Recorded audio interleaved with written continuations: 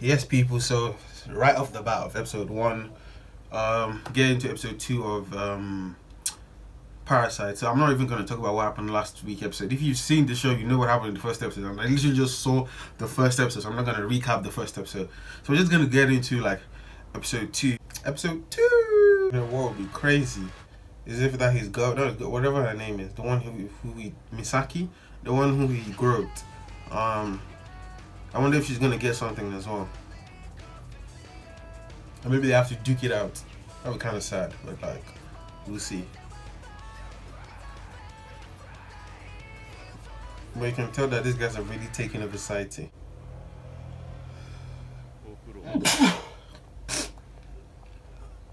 That guy gotta be a monster.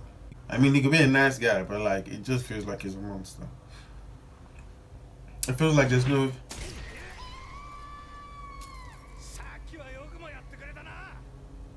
So these niggas were just gonna bash someone in the head? Oh my god. This show is creepy. Oh, woman. Oh!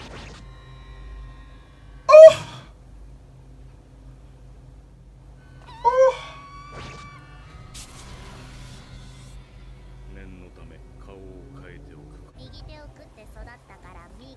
Migi to Hidari.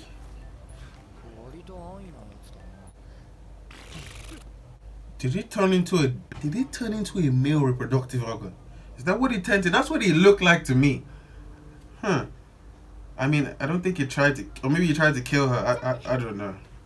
But it seemed more like a joke kind of thing. Okay, yeah, so he did turn into a human reproductive organ.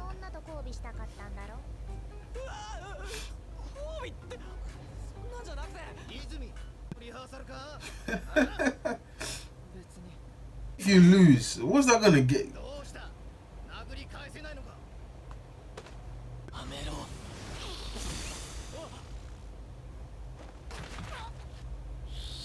You're seeing that coming.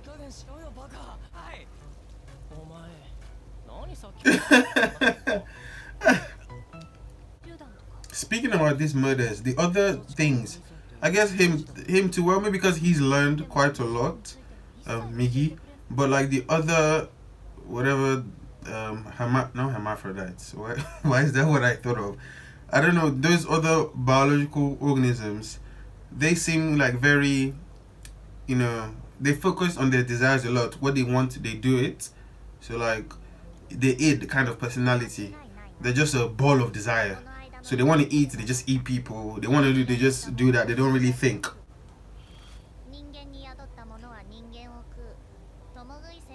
Oh, so that's what it is. I guess it's time for you to be Spider-Man. Don your suit. Humans are kind of not that great, but what do you mean? Somebody killed 4 people. That's the equivalent of just killing 20 chickens, and he didn't even eat one. I'm not happy that they're killing humans, but like, they gotta survive somehow. Oh, you know what happens? Cannibals Anonymous. You know what's funny? Like, I know this is not like a superhero thing, but it feels kind of superhero-esque with a kind of different spin. But what always happens is like their parents die or something dies. So it's like, is he gonna endanger his mom, his dad? I wonder if they can eat each other, you know? Like, what is their plan? What is this? Oh god. What is the plan of these organisms? Like, what is their goal? Why are they here? I guess we'll find out later anyway, but like, it's kind of... The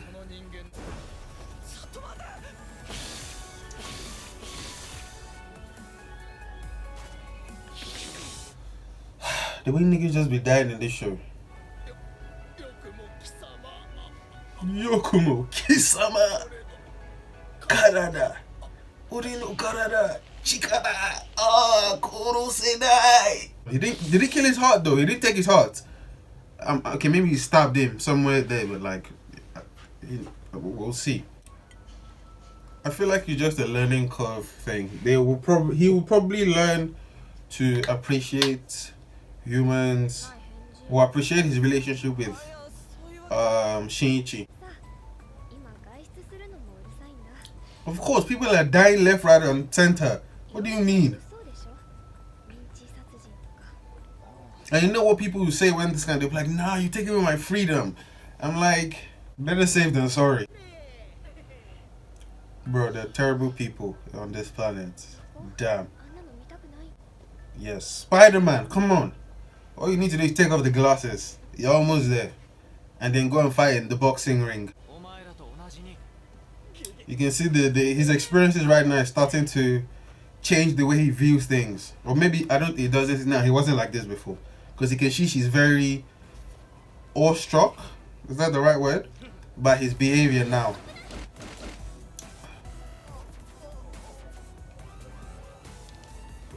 All like the OST here is lit.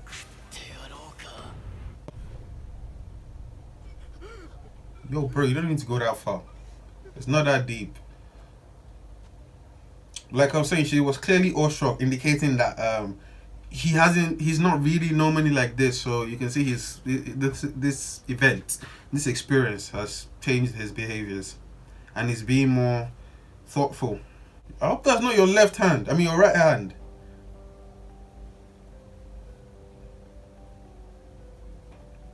Is that his right hand? Oh God.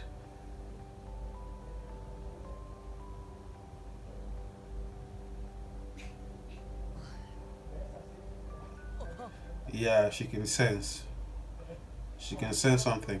This is the second time she's asking if he's still Shinichi. Why does that look like S death?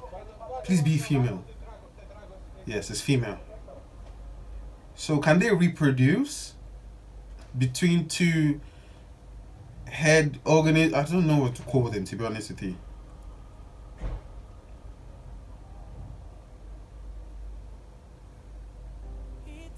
But it seems they can. So that's episode 2. Kind of just developing him personally and getting him from point A to B, where he was afraid. Now he wants to protect humanity, but now he's figured out that human beings are actually, terrible people. It kind of reminds me in Hunter x Hunter, the Chimera Ant arc, which was kind of one of the themes, plot points. Gon became more animalistic, Meron became more human-like. And then we're talking about, especially with like Netero and Merum, they explored that quite a lot. And the thing with the bomb and all that. I mean, you must have seen Hunter x Hunter. I don't need to explain it. You know what I'm talking about. Human beings are capable of great good and great evil, regardless. Just like Aang said in Avatar. It's not really surprising that people can commit great atrocity. But we'll see what happens on the next episode. This is actually one of the few series that I've seen that the relationship starts. This is like episode 2, and it seems they're already like in a relationship. Except she's just like, obviously because they're very close and they like each other. But she may also be like wanting to watch him because he seems different.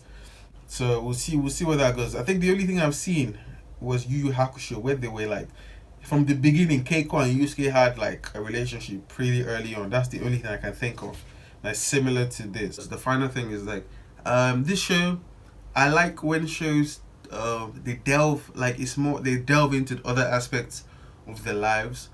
So like a show that is very like straightforward is interesting, but like sometimes I'm just like, I just want to see other things. Kind of like so I was watching the anime tournament thing. Right, that absolutely geeked, and is it Toshi, his friend anyway, so they're doing like this anime tournament thing, and like the last bracket I watched was like Tokyo Ghoul and Promised Neverland. Now, for me personally, I'll say on the whole, maybe at least for the first season, I'll say maybe for the first season of both shows, Promised Neverland is like a steady 8. Like it doesn't fluctuate to a 9 or a 7, like it's just like straight 8 all the way through for me.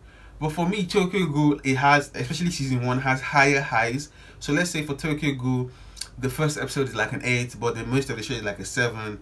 But like the highs of the episode, like towards the end, I was like on a 9.5. I was like, damn. But whereas the thing with Promised Neverland is just like it's a flat 8. Basically what I'm saying is like for me, Tokyo Ghoul, especially in the first season, had higher highs, than whatever was happening in the first season of Promised Land. The only thing that really shocked me in the first season of Promised Neverland was the thing about Ray and his mom. Oh my god, that was whew, that hit me. But and that's just my opinion anyway. So in Promised Neverland, we were just on the singular goal, to escape the thing. But like we were at the Tokyo go, okay, this man is trying to live as a ghoul, but we're also seeing Tokyo's life. We're seeing how ghouls interact in the society. We're hearing about the one-eyed ghoul. A lot of interesting, different things that can keep my interest. Whereas it's just like the other one is just like a straight. I mean, I guess they both have their pros and cons, to be honest with you. So I can't say which one was better. I just prefer like a broad range of things, happening. I know, like for example, I know like people were talking about Hero no Sora, the basketball anime. And people were like, oh my god, we came here to play sports, and I get it. We came here to play sports, but I'd also like to see other aspects, because like to be honest, it is part of like athletes' life, especially in school. It's a big thing, or at least where I was a big thing, being an athlete and all that kind of stuff. But I just feel like I hear Sora maybe takes it a bit too far. Like the backstory of Sora is cool, but like they shouldn't go too much. Like majority of the series should still be focused on the main theme. But I also feel like maybe like 80-20 should be what they should be aiming for. So you should be seeing like the daily lives, how they things like that. And I feel like I appreciate that more than when the show is just like straight streamline. It just feels very. I don't feel as attached to the characters. Like I'm not gonna lie to you. Like for example, in Attack on Titan, I don't. There's no. I mean I like them, but there's no character. I'm like maybe Levi. I mean Levi is super cool. Who doesn't like Levi? But like outside the story and outside like maybe the mystery elements, like I don't love the characters, you know what I'm saying?